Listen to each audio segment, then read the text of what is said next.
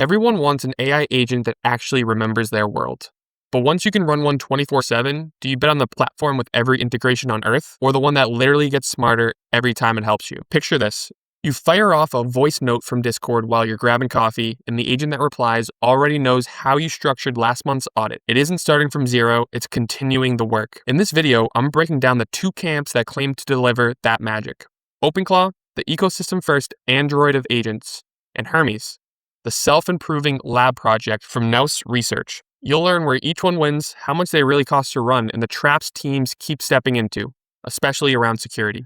I've been running OpenClaw to automate my own operations and spent the last few days tearing through Hermes, so I can show you what's real versus marketing. Let's lock in for a few minutes, and I'll show you exactly which platform fits your stack. Before we even compare platforms, you need to see the shift that's happening. For years, we've used session-bound copilots, Claude Code, Cursor, ChatGPT, whatever. They'll live in a tab, forget everything when you close it, and force you to reteach the same context every morning. They're like stateless containers. Fast to spin up, but there's nothing inside when you return. Persistent agents are different. They sit on your own hardware, run while you sleep, answer you from Telegram or WhatsApp, and they remember the last 100 things they did for you. They're not just calling an API, they're running a long-lived control plane for your life or your company. That distinction matters because the minute you give an agent a permanent home, new headaches appear. Auth, security, cost. That's exactly where OpenClaw and Hermes take wildly different bets. So let me break down what each one actually is. Let's start with how each platform actually thinks. OpenClaw is an ecosystem play. You run a single gateway daemon on your Mac Mini or VPS. Every channel, WhatsApp, Slack, Discord, pipes into that gateway. Behind it, you can spit up multiple isolated agents, each with their own workspace, soul file, and tool policy. Routing rules decide which agent answers which chat. Cron jobs trigger background work, and sub-agents can launch coding harnesses or browser sessions on paired nodes. It's basically an Android-style OS for agents. Tons of integrations, tons of knobs. Hermes is a research play. It still has a gateway, but the heart of it is the learning loop. Every conversation gets indexed in FTS5, summarized and scored for what's worth remembering. When it solves a complex task, it can distill that process into a skill file, complete with triggers, pitfalls, and verification steps. Next time that problem pops up, it reuses the skill instead of replanning.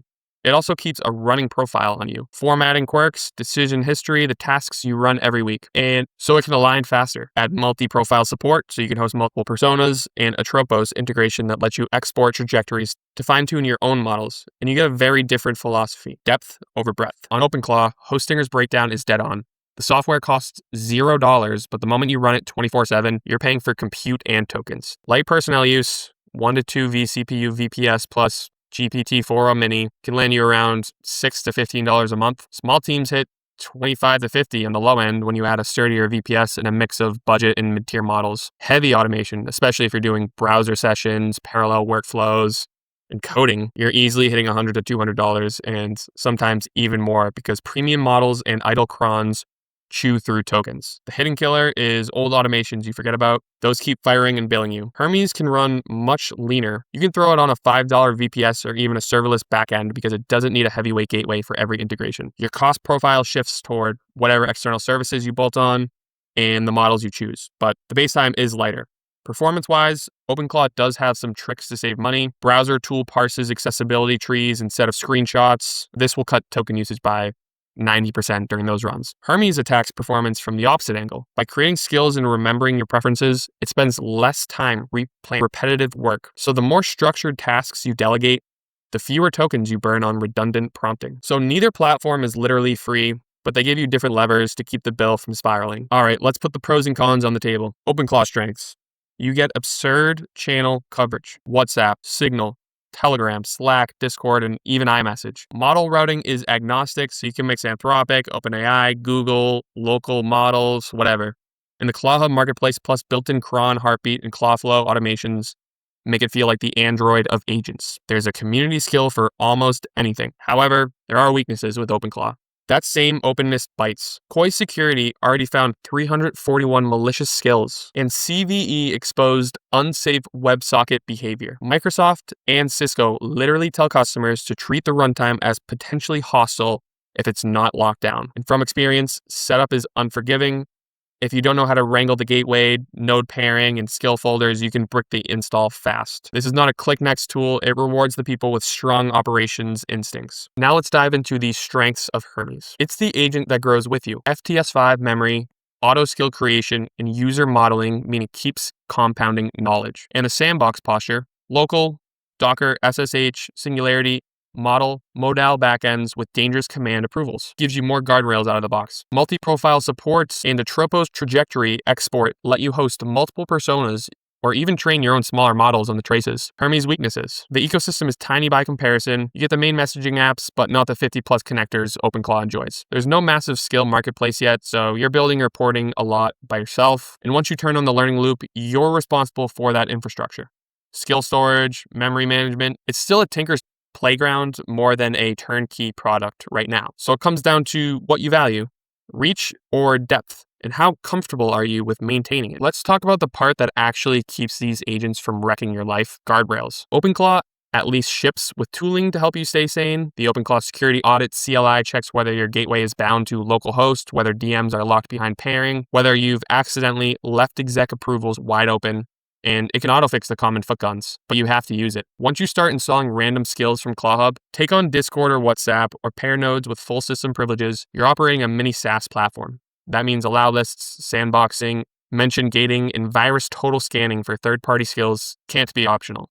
Hermes comes at it from the other direction. Dangerous commands go through manual or smart approval modes by default, and you can drop disposal runs into Docker, SSH, Singularity, or modal containers with checkpoint and rollback. The memory and skill store lives locally, so there's no marketplace injection risk until you start importing external skills. But don't mistake researchy for safe. Once Hermes is wired into your repos, email, or infrastructure, the same rules apply. Tight auth, strict tool policies, and log everything. Moral of the story, whichever agent you choose, treat it like a power user admin account. Audit it, sandbox it, and never leave it plugged into the internet naked. So where is this headed? The new stack nailed it. We're watching two species evolve. Session-native copilots are scrambling to add persistence, and infrastructure agents like OpenClaw and Hermes are scrambling to feel safer and more user-friendly. Eventually, they meet in the middle. Until then, you have to pick based on the job you need done right now. Here's the blunt checklist. Need every channel under the sun? Want a giant skill marketplace and you're comfortable maintaining a mini ops stack? Use OpenClaw. Just budget time for hardening and have someone who enjoys Linux babysitting it. Need an agent that compounds knowledge, runs on a cheap box, and lets you export trajectories or even train your own model on the traces? That's Hermes. You'll lose some plug-and-play integrations, but you'll gain a smarter teammate over time. Here's a hybrid idea.